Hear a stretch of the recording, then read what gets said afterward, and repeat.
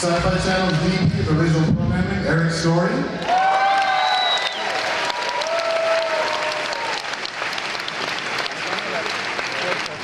I know people are asking you to vote Petrelli, but I'd actually like you to vote Rosalind.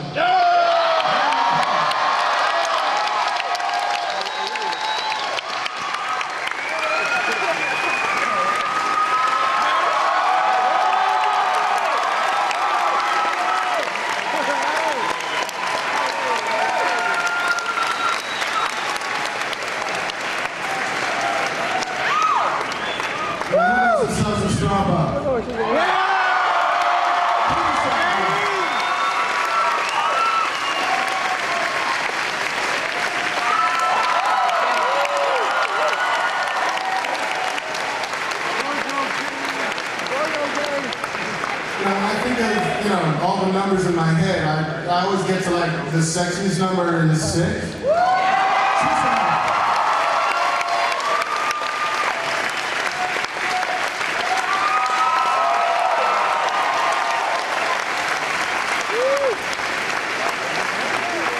Ladies and Battlestar Galactica. Alright, and because we got them all here, let's take a look at their fabulous, fractastic work.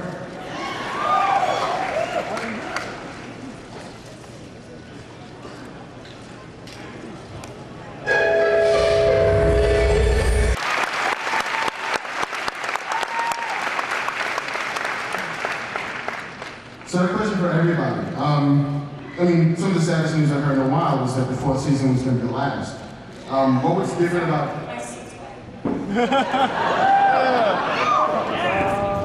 Every damn time.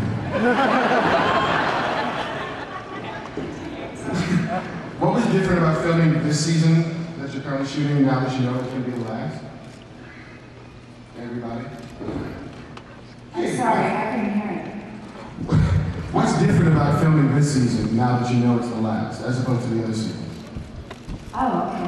I'll start. I think knowing that it's the last. Man! Woo! It's getting hot Events here! like these, for example, become even more lively. And there's kind of a kinetic energy amongst the people on the set and the crew. Our relationship with the writers has been really extraordinary this year. A lot of them are on the set with us, and it just feels more alive than it has. I think what we're filming too is like every episode has this intensity to it. I mean, you're not just kind of going along and seeing where you're going to go every episode. I mean, the scripts will be coming in and we've just been kind of blown over by them, and everything has a purpose and a finish, and it's getting closer and closer and closer. So it's really exciting for us as well. Ron and David, did you always know how the season would end? We always know how the season would end? The last season. We've talked about the end of the show for a couple of years now, actually. I think it was somewhere in the middle of the 2nd season that David and I started really seriously thinking about how we would end the show and sort of what the general direction would be. It's like, do you really want to keep doing this thing, man? Yeah, that's these people to put these people with. No, it was a hard decision to make. Really decide in the show, but we just felt like we had moved pretty strongly into what the 3rd act of the series is by the end of season 3. And ever since, it's been a lot of conversations in the writers' room about where we're going and how we're going to end.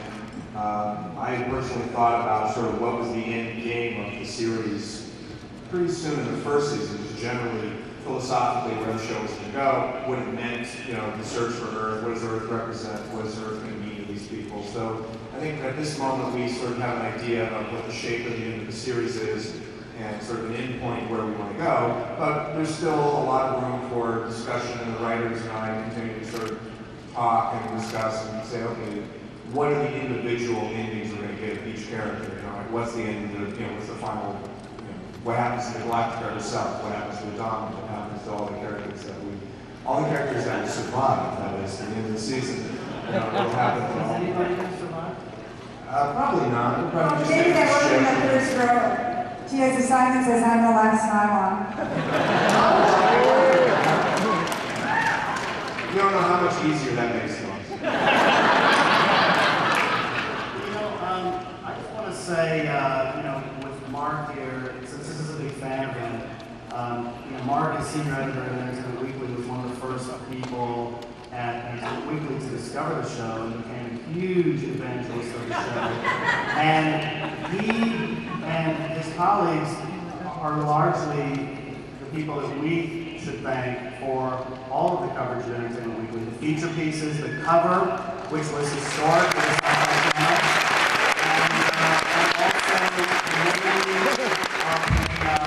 Battlestar is the #1, you know, science fiction television show of the last 25 years.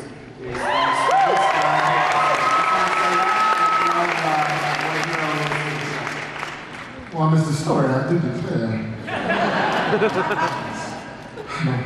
I'm eating the papers, but cutting up props. So, Katie, dead? Not dead? Angel? Bye.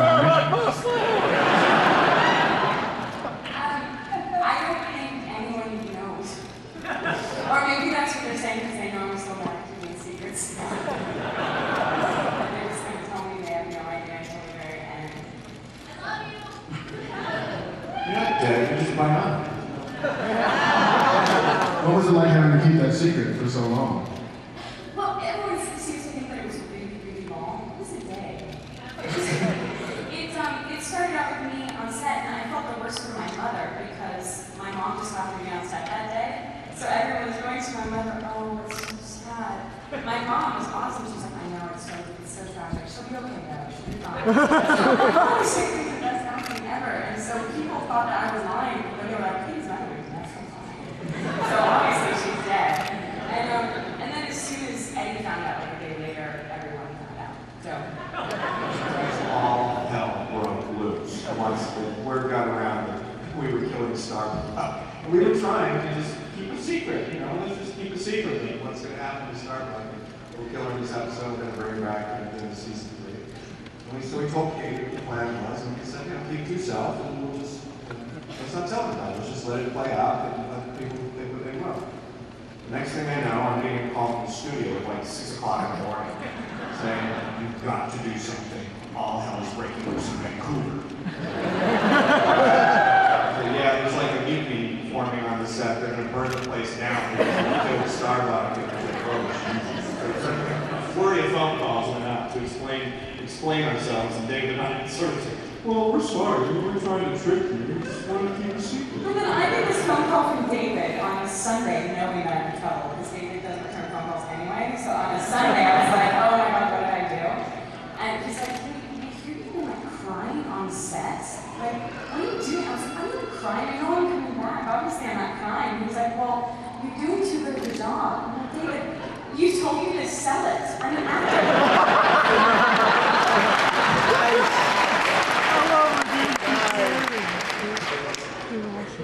I'm never going to believe her when she tells me she doesn't fake it again.